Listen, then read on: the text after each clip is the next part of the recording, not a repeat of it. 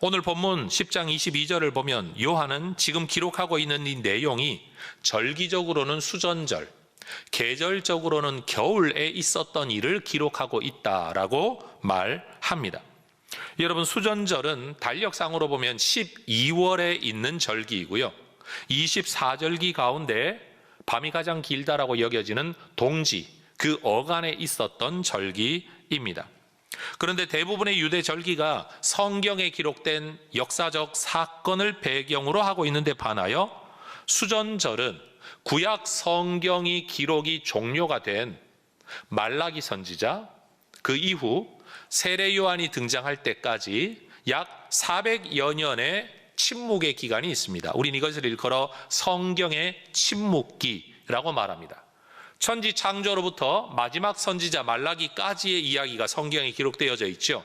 그리고 세례 요한으로부터 시작되어지는 신약의 이야기가 언급이 되는데, 요 사이에 끼어 있는 요 400여 년 어간에 있었던 한 사건을 계기로 만들어진 절기가 바로 수전절입니다. 그 배경은 이러합니다. 여러분, 그 당시에 유대 지역은 페르시아 제국의 지배하에 있었습니다. 그런데 알렉산더 대왕의 동방 정복을 통해서 주전 332년에 이 지역, 유대를 비롯한 이 수리아 전체 지역이 헬라 제국으로 넘어가게 됩니다. 이전에는 페르시아 제국이 대제국이었는데 여러분, 헬라에 의하여 망하고 헬라가 그 지역을 통치하게 되었다라는 겁니다. 예수님께서 선한 목자라고 하신 이 표현은 스가랴의 예언 가운데 어떤 표현, 못된 목자라는 표현과 대비를 이루는 표현입니다. 다시 말해 예수님은 뜬금없이 어떤 단어를 내뱉은 게 아니라 성경에 예언되어져 있는 내용에 연이어 말씀하고 계시다라는 겁니다. 하나님께서 하나님의 백성들을 위해 세우신 목자, 곧 지도자들은 그들이 해야 할 일이 뭐냐 하면 예레미야 23장 4절에 근거하면 백성들을 두려워하지 않게, 놀라지 않게, 잃어버리지 않게 하는 게 지도자의 역할인 겁니다. 그러나 이스라엘 역사에서 거의 대부분의 목자인 이 지도자들은 이 역할과 사명에 실패했습니다. 그래서 구약 성경에 기록된 스가랴 선지자 스가랴 11장 17절에 보면 못된 목자라는 표현이 나옵니다. 누가 못된 목자이냐? 양떼를 버린 목자가 못된 목자입니다. 그럼 양떼를 버린다는 게 무엇을 의미하느냐? 바로 앞에 있는 스가랴 11장 16절에 보면 없어진 자를 마음에 두지 아니하며 흩어진 자를 찾지 아니하며 상한 자를 고치지 아니하며 강건한 자를 먹이지 않는 자, 이게 바로 못된 목자의 모습이라는 겁니다. 하나님은 이렇게 못된 목자, 악한 목자를 책망하시죠. 에스겔의 예언에도 보면 34장 4절에서 6절에 이런 구절이 나옵니다. 너희가 그 연약한 자를 강하게 아니하며 병든 자를 고치지 아니하며 상한 자를 싸매주지 아니하며 쫓기는 자를 돌아오게 하지 아니하며 잃어버린 자를 찾지 아니하고 다만 포악으로 그것들을 다스렸도다. 목자가 없으므로 그것들이 흩어지고 흩어져서 모든 들짐승의 밥이 되었도다. 내 양떼가 모든 산과 높은 맷뿌리에마다 유리되었고 내 양떼가 온 지면에 흩어졌으되 찾고 찾는 자가 없었도다. 스가랴의 예언이나 에스겔의 예언에서나 지도자들이 제대로 된 역할을 하지 못하므로 백성들이 유리방황하고 있는 모습이 이렇게 묘사되어 있고, 이런 지도자들을 일컬어 못된 지도자, 못된 목자라고 성경이 말하고 있는 겁니다. 예수님께서 오늘 본문 11절에서 자신을 일컬어 선한 목자라고 말씀하실 때는 바로 이러한 이미지를 가지고 와 이런 모습이 아닌 진짜 목자의 모습으로 자신을 선언하시는 겁니다. 잃어버린 자를 찾지 않는 것이 여러분 스가랴, 에스겔에 나오는 못된 목자의 모습이라면 예수님이 이렇게 말씀하시죠. 99마리를 들에 두고 잃어버린 한 마리 양을 찾아가는 예수님의 비유의 이야기는 여러분 그냥 나온 이야기가 아니라는 겁니다. 바로 이런 예언에 근거한 예수님의 모습을 설명하는 거죠.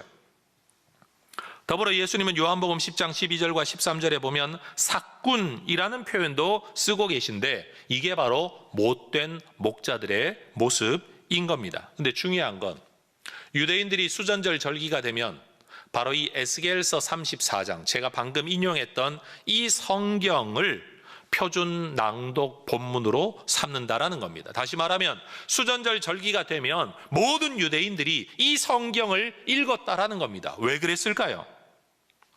에스겔서 34장을 읽어가다가 보면 거기에는 하나님께서 못된 목자 천지인 이 세상 속에서, 모두가 못된 목자 지도자로만 살아가고 있는 이 세상 속에서 하나님이 약속하시는 선한 목자에 대한 예언이 나오기 때문입니다. 내가 한 목자를 그들 위에 세울 거다. 다윗과 같은 목자를 내가 세울 거다라는 것.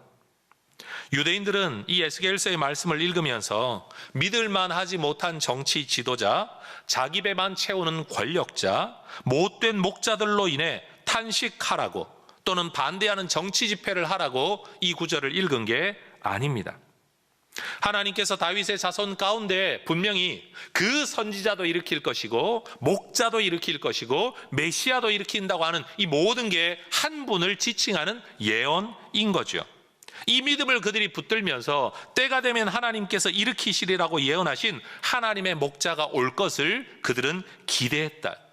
그리고 대망하고 기다렸다라는 뜻입니다. 여러분, 이러한 믿음, 이러한 기다림은 이 설교 시리즈 가운데 언급했던 신명기 18장 15절, 나와 같은 선지자 하나를 일으켜 너희를 이끌 거다, 이 말을 바꾸면 나와 같은 목자를 일으켜 하나님이 너희를 앞으로 계속 인도해 주실 거다라는 예언의 말씀, 그것과 연결되어 있다는 거죠. 여러분, 바로 이 예언의 주인공으로 오신 분이 예수님이십니다. 예수님은 목자 없는 양과 같이 살아가는 이스라엘 백성들을 불쌍히 여기시는 선한 목자이셨습니다. 그리고 불쌍히 여기는 것을 더 넘어서서 양을 위해 목숨을 버리신 선한 목자이신 겁니다.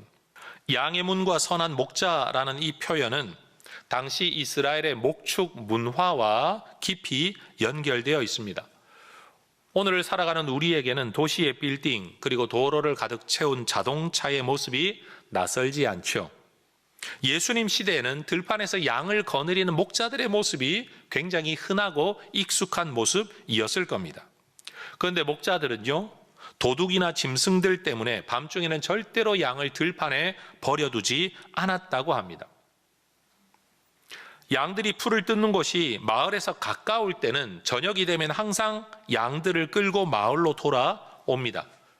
근데 여러분, 양 한두 마리 있는 집도 있겠지만 많은 양을 가진 집들도 있겠죠. 집안에 이 양들을 다 데리고 올 수는 없었을 겁니다.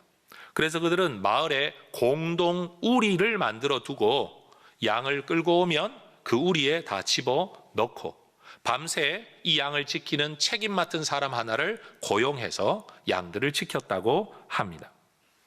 때로 계절이 바뀌어서 아주 긴 기간 동안 동네 산에서는 풀을 뜯게 할 수가 없기 때문에 멀리까지 나아가야 했을 때는 이 긴 기간 동안 목자가 밤낮으로 양을 지켜야만 했습니다. 들판에서 야영을 해야만 되었죠. 그때도 저녁이 되면 들판에 양들을 둘 수가 없는 겁니다. 왜냐하면 들짐승이 어떻게 올지 모르기 때문에. 그래서 그 들판 가운데에서도 뭔가 좀 오목한 곳, 동굴 같은 곳, 뭔가 막혀져 있는 곳에다가 양들을 몰아놓고 그 입구되는 쪽에 목자가 누워 자거나 해서 양들이 드나들지 못하게 했었다고 합니다. 때때로 동굴에 이런 양을 몰아갈 때는 여러분, 한 목자가 자기 양들만 넣을 때도 있지만 인근에서 풀을 뜯던 여러 목자들이 양들을 다 한꺼번에 그 동굴 안에 모아놓기도 했었다고 합니다. 근데 문제는 그 다음날 아침이 되면 여러분, 양들이 다 섞여 있는데도 불구하고 이 목자는 이쪽에서 저 목자는 저쪽에 서서 자기가 내는 자기만의 소리를 양들을 향해 내면 양들이 그 소리를 듣고 자기 목자 쪽으로 모여들어 저절로 구분이 이루어졌다라는 거예요. 예수님도 오늘 본문 10장 4절과 5절에서 말씀하세요. 양은 목자의 소리를 알고 자기 목자의 소리에 반응한다라는 건 바로 이러한 목축 문화, 양들의 습성에서 나온 말씀인 거죠. 예수님께서 그동안 행하셨던 모든 표적들은 사실은 예수님이 오실 목자이시다라는 것을 보여주는 약간의 사인의 소리였습니다. 예수님이 그동안 공생의 기간 동안 행하셨던 모든 가르침과 기적들은 내가 목자다라는 것을 계속해서 사인 보낸 소리였다라는 겁니다. 오늘 본문 24절을 보면 유대인들이 예수님을 애워쌉니다. 엄청난 압박이죠. 그러면서 언제까지 우리를 의욕하게 할 것이냐, 똑바로 좀 말해봐라, 확실하게 말씀 좀 해주세요 라고 요구합니다. 근데 놀라운 건 30절의 말씀을 보면 예수님께서 나와 아버지는 하나이니라. 지난 설교에서 아들은 아버지의 계승자이기 때문에 언젠가 아버지의 자리에 가지만, 그렇지만 사실 현실적으로도 아버지와 다르지 않은 존재라고 설명드린 바가 있습니다. 예수님이 지금 하나님을 아버지라고 부르니 표현은 하지 않았지만 나는 지금 아들이라는 것을 이미 언급하고 계신 거고, 아들인 나는 아버지 하나님과 하나이다 라고 지금 분명하게 말씀하신 겁니다. 똑바로 말해달라 그래서 똑바로 말을 했더니 사람들의 반응이 뭡니까? 31절, 돌을 들어 예수님을 쳐 죽이려고 달려듭니다. 그들은 분명한 말을 들으려고 예수님께 요구했지만 분명한 예수님의 말씀을 받아들이지 못합니다. 우리가 다 그렇죠. 다른 사람에게 똑바로 말 좀 해봐 라고 말하지만 우리가 그 말을 하는 이유는 네가 말하는 대로 내가 받아들일 게가 아니라 내가 듣고 싶은 이야기를 좀 해봐. 그래서 내가 받아들일 수 있는 말을 하면 좋은 사람이 되는 거고, 받아들일 수 없는 말을 하면 적이 되는 거. 오늘 이 시대도 마찬가지죠. 양들이 목자의 소리를 알아듣지 못하거나 무시하는 건 그 소리를 내는 목자가 자기 목자가 아니기 때문이죠.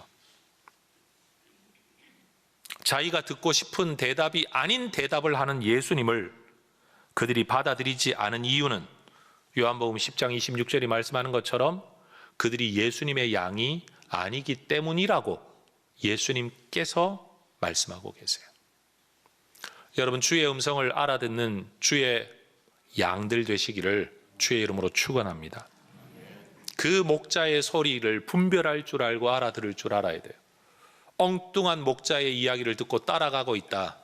여러분이 진짜 예수님의 양인지 아닌지 돌아봐야 됩니다. 요즘 들려지는 이야기가 얼마나 많습니까? 너무 많은 이야기에 너무 많은 견해들이 있는 이때에 여러분, 하나님이 주시는 분별력을 가지고 오직 예수님의 이야기를 제대로 들으실 수 있기를 다시 한번 축복합니다. 5번째 주제입니다. 양의 문, 그리고 선한 목자라는 예수님의 표현은 구약 제사 제도의 희생 제물, 그리고 이 희생 제물과 연결되어진 메시아 예언에 따른 예수님의 그리스도이심을 보여주는 말씀입니다. 양의 문과 선한 목자라는 말과 그리스도라는 말이 연결되어 있다라는 것입니다. 양들이 목자를 따르는 것은 그렇게 목자를 따를 때 자기들에게 좋은 것이 주어진다는 것을 알기 때문입니다. 양이 목자를 따르는 건 억지가 아닙니다. 자발적인 것입니다. 그들이 목자를 따르는 것은 두려움 때문에가 아닙니다. 사랑 때문입니다. 하나님의 어린 양이신 예수님께서도 하나님의 강압이 아니라 하나님께 대한 자발적 순종으로 십자가의 길을 따라가십니다. 그렇습니다. 여러분, 우리에게도, 우리 개인에게도 무엇인가를 할 자유와 하지 않을 자유가 우리에게 있습니다. 해야만 한다고 하니까 의무감에서 책임감에서 억지로 하는 게 아니라 하고 싶어서 하는 것이 자발적인 것이고, 하고 싶어 하는 게 진짜 사랑이죠. 사랑으로 누군가를 섬기는 사람들은 그걸 억지로 한다고 말하지 않습니다. 그 일을 하면서도 내가 이걸 꼭 해야 되냐? 그렇게 말하지 않습니다. 왜냐하면 사랑이고 자발성이기 때문에 그렇습니다. 좋아서 하는 일이고 하고 싶어서 하는 일이기 때문에 그렇습니다. 전 오늘 우리 해성교회 가족들에게 이렇게 말하고 싶습니다. 여러분, 교회 생활을 하며 신앙생활을 하면서 하나님을 섬기는 과정 속에서 꼭 이렇게까지 해야 돼? 라고 말하고 있다면 그 사람은 자발성으로 그 일을 하고 있는 게 아니겠죠. 의무와 책임감에서 억지로 그 일을 하고 있는 거겠죠. 내가 생각하는 수준보다는 더 넘친다는 생각을 하고 있는 거겠죠.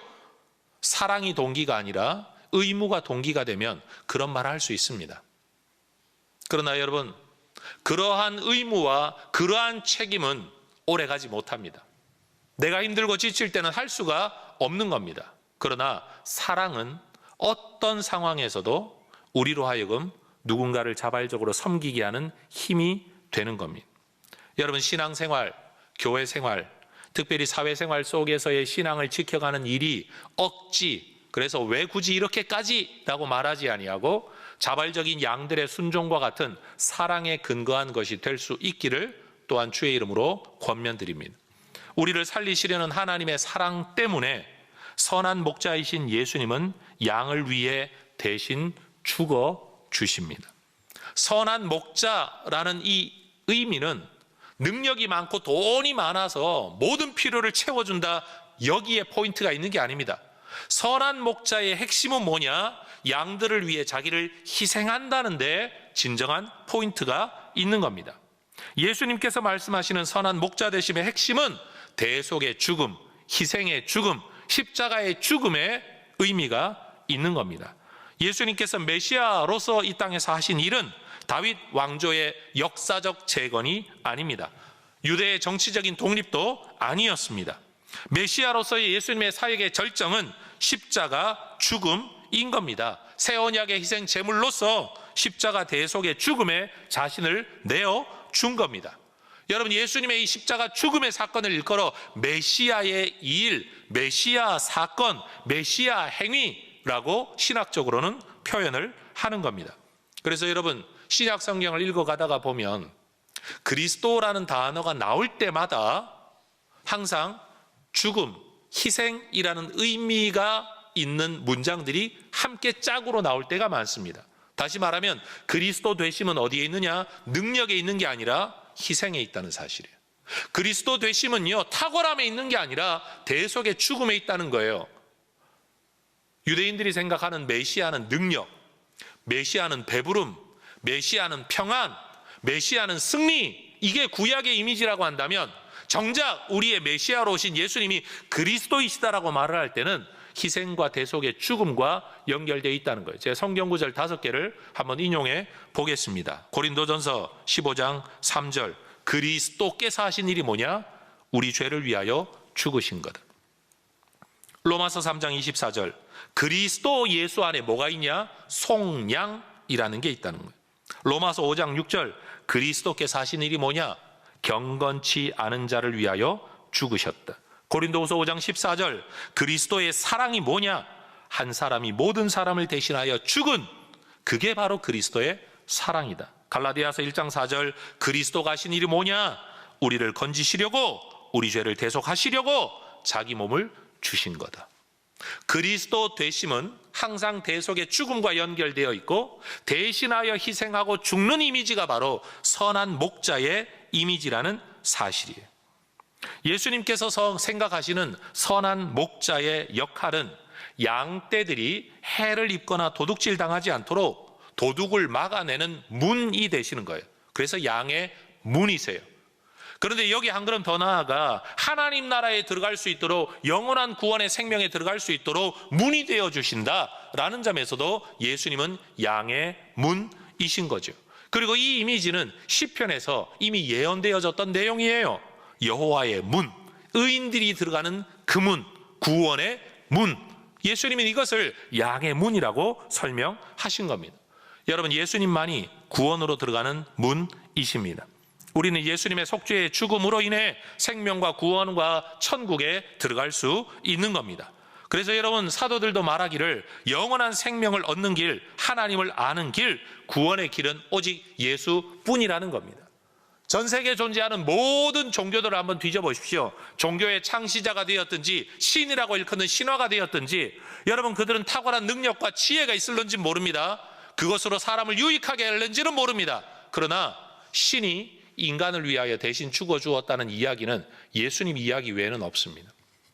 세상의 모든 종교는 탁월한 능력으로 인간을 도와준다고 말할 수는 있죠. 그게 용왕신이 되든 산신이 되든 바다의 신이 되든 아니면 땅의 신이 되든 하는 나무의 신이 되든 돌의 신이 되든 여러분, 그것으로 도와준다고는 하지만 우리를 위하여 죄값을 대신 치른다, 우리를 위하여 죽어준다는 신은 우리 예수님 외에는 없습니다. 예수님만이 선한 목자입니다. 예수님만이 그리스도이신 겁니다. 그래서 요한복음 10장의 말씀을 시작하면서부터 예수님께서는 문을 통하여 양의 우리에 들어가지 아니하고 다른 데로 넘어가는 자는 절도며 강도다라는 말씀하십니다. 따라하십시다. 절도, 강도. 아니 뭐 한 단어만 쓰시면 되지 뭘 굳이 이렇게 두 단어를 쓰시나라는 생각이 들죠. 연구하다가 보니까 안드레아스 퀘스텐베르거라는 성경학자가 이 성경 구절을 설명하면서 절도라고 말할 때는 몰래라는 뜻이 있잖아요. 그렇죠? 그래서 은밀성을 표현하는 거다. 강도는 뭐죠? 힘으로 남을 제압하여 빼앗아가는 거잖아요. 이거는 폭력성을 상징하는 거다. 따라하십시다. 은밀성, 폭력성. 여기까지가 그 학자의 설명이었는데 제가 이 구절을 가지고 더 많이 생각하고 묵상을 하다가 보니까 왜 굳이 예수님은 이 두 가지 표현을 쓰셨을까를 계속 생각하다가 보니까 오늘 설교의 주제가 되는 표현, 양의 문, 선한 목자, 또 두 개의 표현이에요. 한번 들어보십시오. 절도당하지 않으려면 깨어 있어야 합니다. 이를 위해 목자는 양의 문이 되어야 합니다.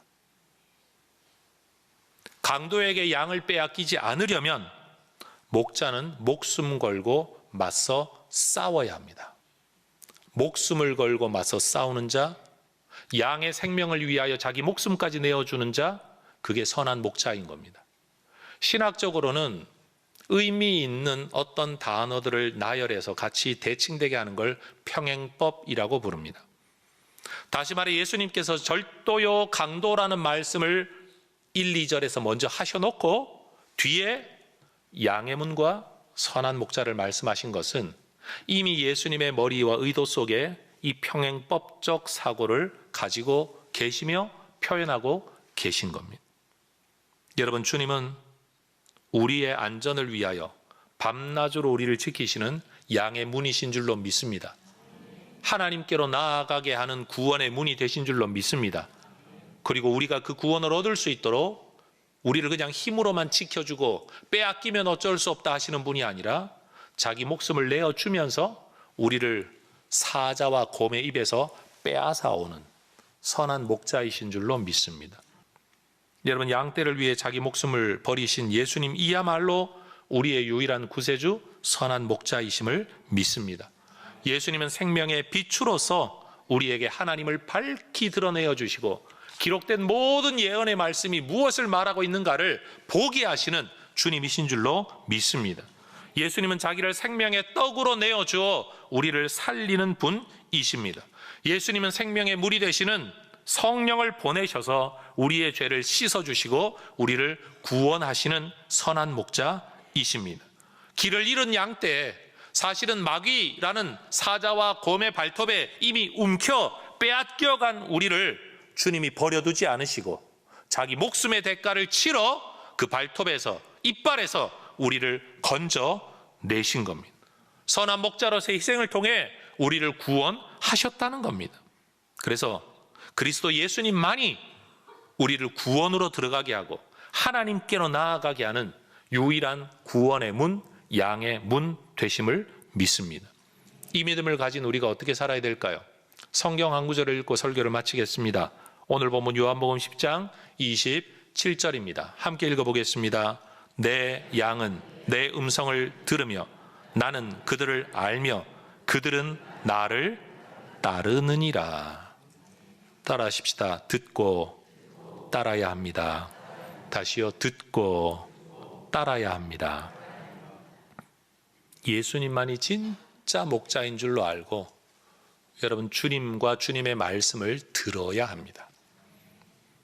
귓등으로 듣는 거 말고요, 마음으로, 인격으로, 순종으로 듣고 따라야 합니다.